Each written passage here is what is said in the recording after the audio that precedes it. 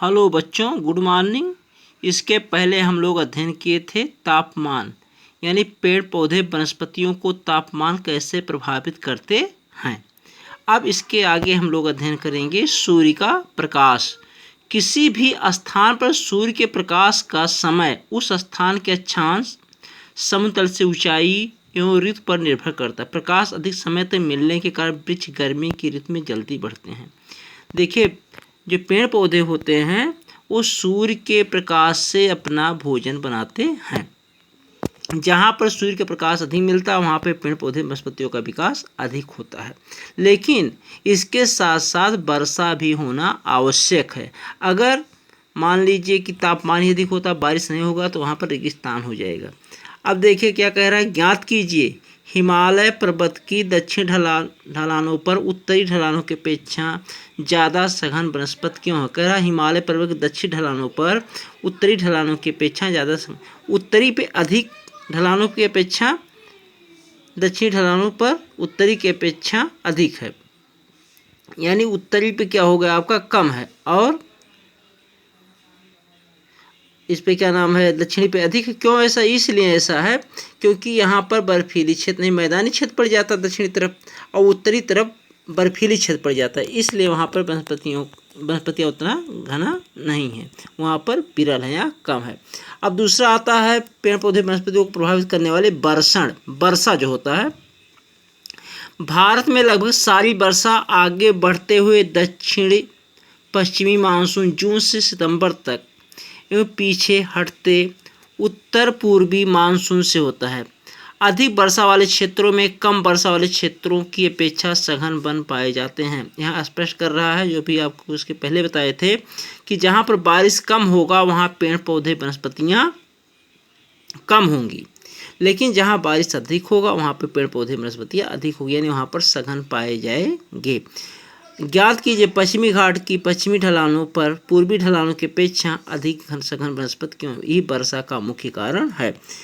क्या आपने कभी सोचा है कि वन मनुष्य के लिए क्यों आवश्यक है। वन नवीकरण योग्य संसाधन है और वातावरण गुणवत्ता बढ़ाने में मुख्य भूमिका निभाते हैं।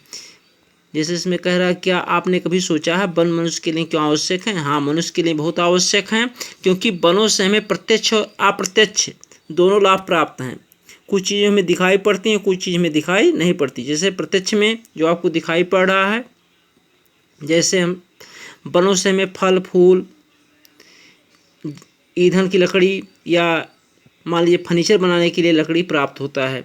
अप्रत्यक्ष जो हमें दिखाई नहीं पड़ता, जैसे ऑक्सीजन मिल रहा है, मृदा का जो क्षरण होता है, भूपर्दन होता है, उसको रोक रहा है, वर्षा में सहायक है। ऐसे वनों से हमें औषधियाँ मिल रही, यानी वनों से हमें बहुत महत्वपूर्ण चीज़ें मिलती हैं।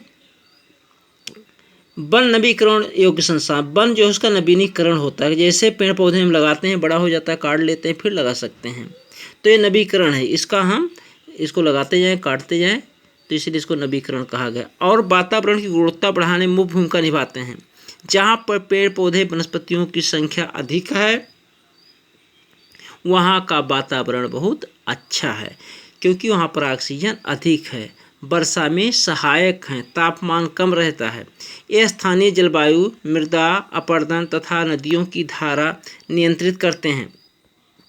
क्या कह रहा है, ये स्थानीय जलवायु को भी प्रभावित करते हैं। जहाँ पेड़ पौधे वनस्पतियों का अभाव होता है वहाँ का जलवायु दूसरा होगा।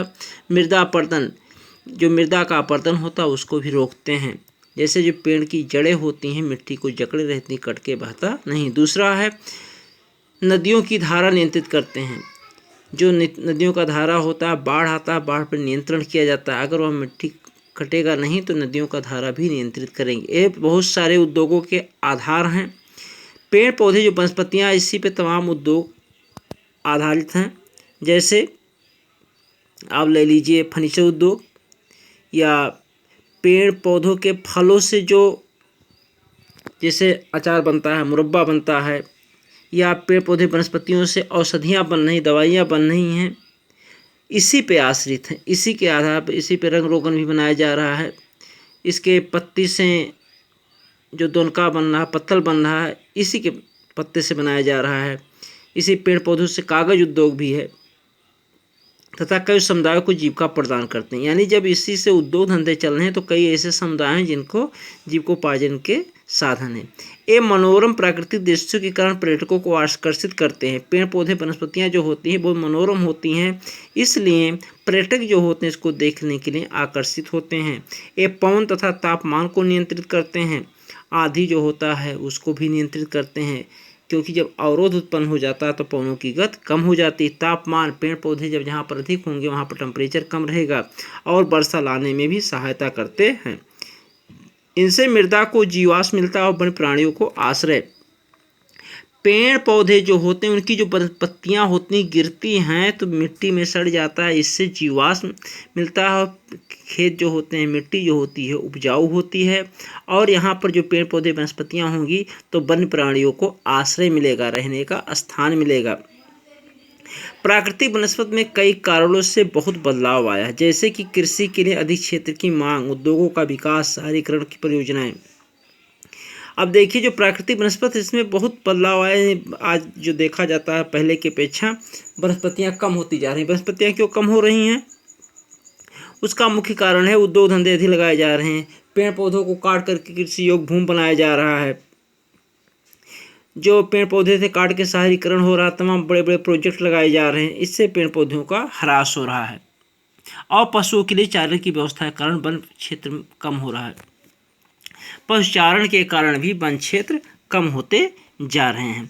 परियोजना का कार्य, अपने स्कूल या गली मोहल्ले में वन महोत्सव का आयोजन करो, वृक्षों की पौध लगाओ, उनकी देखभाल करो, देखो ये कैसे बढ़ते हैं। ये आपको प्रोजेक्ट में काम करना है कि आपको आपके जो गली मोहल्ले में जो शहरी क्षेत्र के जो ग्रामीण क्षेत्र हैं उनके हाथ ज़मीन है ही, अपने घर पर या घर के सामने खेत में पेड़ पौधे लगाएं, तो इससे वृक्षारोपण करेंगे तो इससे आपका वातावरण भी अच्छा होगा और जो वनों का फल होगा, लकड़ी होगा, उसको आप भी लाभ पाएंगे।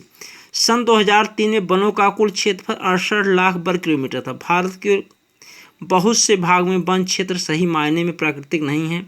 कुछ अगम्य क्षेत्रों को छोड़कर जैसे हिमालय और मध्य भारत के कुछ भाग तथा मरुस्थल जहाँ प्राकृतिक वनस्पति हैं, शेष भागों में मनुष्य के हस्तक्षेप से प्राकृतिक वनस्पति आंशिक या संपूर्ण रूप से परिवर्तित हो चुकी है या फिर बिल्कुल निम्न कोट की हो गई है। 2003 के आंकड़ा के अनुसार क्या कह रहा है? कुल क्षेत्रफल 68 लाख वर्ग किलोमीटर था 2003। भारत के बहुत से भाग में वन क्षेत्र सही मायने प्राकृतिक नहीं है, यानी जो आदमी लोग बैठा है पेड़ पौधे वही है प्राकृतिक। आप लोग को बताया ही तो जो बिना मानव के योगदान के उगते उसे हम प्राकृतिक वनस्पति कहते हैं। लेकिन ये समाप्त होते जा रहे हैं। जो पेड़ आदमी लगाए हुए वही, जैसे देखिए पहले के जो पेड़ पौधे थे आज वैसे नहीं, वो छोटे छोटे पेड़ पौधे हैं। जैसे आम का ले लीजिए उदाहरण के तौर पे, जो आपके पहले के बाग होंगे उसमें देखेंगे बहुत मोटे मोटे आम के पेड़ हैं, लेकिन आज के समय में छोटे छोटे से पेड़ लगा रहे हैं जिसे कलमी आम कहते हैं और उनका उतना विकास नहीं हो रहा। फल तो आ रहा लेकिन उतने बड़े पेड़ पौधे नहीं है। परियोजना कार्य 5.1 में दिए गए डंडारेख का अध्ययन कीजिए और निम्नलिखित प्रश्नों के उत्तर दीजिए। जैसे इसमें यही डंडारेख बना हुआ है, इसको आपको अध्ययन करना है, इसी के बारे में आपको आंसर उसका देना है। फिर क्या कह रहा है इसमें? किस राज्य में वनों का क्षेत्रफल सबसे अधिक है? किन केंद्र शासित प्रदेशों में वनों का क्षेत्रफल सबसे कम है और ऐसा क्यों? आपको बताना है किस राज्य में सबसे अधिक वन है। फिर केंद्र शासित प्रदेशों में वनों का क्षेत्रफल सबसे अधिक कहाँ पर है और कहाँ पर कम है, ऐसा क्यों है, उसका कारण बताना है। क्या आप जानते हैं India state of forest report 2011 के अनुसार भारत में वनों का कुल क्षेत्रफल भारत के क्षेत्रफल का 21.05% है, जबकि किसी भी देश का वातावरण अच्छा होने के लिए वहाँ का वन जो होना चाहिए 33% होना चाहिए। लेकिन हमारे भारत में 2011 जनगणना के अनुसार जो India state of forest report आया है उसके अनुसार 21.5% ही है, जो मानक के अनुसार कम है। धन्यवाद और कल